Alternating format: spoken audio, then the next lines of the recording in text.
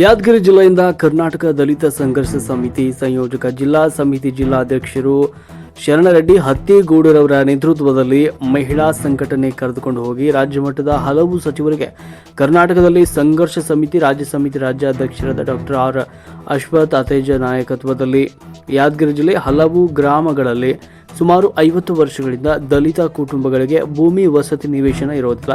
ಭೂಮಿಯ ವಸತಿ ನಿವೇಶನ ಕಲ್ಪಿಸುವಂತೆ ಒತ್ತಾಯಿಸಿ ಸರ್ಕಾರದ ಲೋಕೋಪಯೋಗಿ ಸಚಿವರಾದ ಸತೀಶ್ ಜಾರಕಿಹೊಳಿ ಅವರಿಗೆ ಮನವಿ ಸಲ್ಲಿಸಿ ಮತ್ತು ಸರ್ಕಾರದ ಇನ್ನೊಬ್ಬರು ಸಚಿವರಾದ ಸಮಾಜ ಕಲ್ಯಾಣ ಸಚಿವ ಡಾಕ್ಟರ್ ಎಚ್.ಸಿ. ಮಹದೇವಪ್ಪನವರಿಗೆ ಮನವಿ ಪತ್ರ ಸಲ್ಲಿಸಿ ಒತ್ತಾಯಿಸಲಾಯಿತು.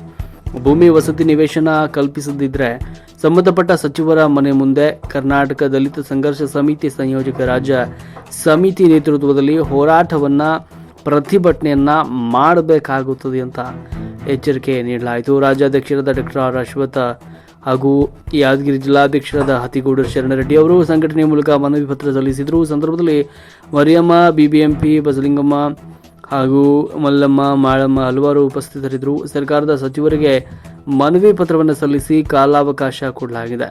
ಒಂದು ವೇಳೆ ವಿಳಂಬವಾದರೆ ಹೋರಾಟವನ್ನು ಮಾಡಬೇಕಾಗುತ್ತದೆ ಅಂತ ಎಚ್ಚರಿಸಲಾಯಿತು. ವರದಿ ಶರಣರೆಡ್ಡಿ ಹತ್ತಿಗೂಡೂರು, ಮಹಾಯುಧ ನ್ಯೂಸ್, ಯಾದಗಿರಿ.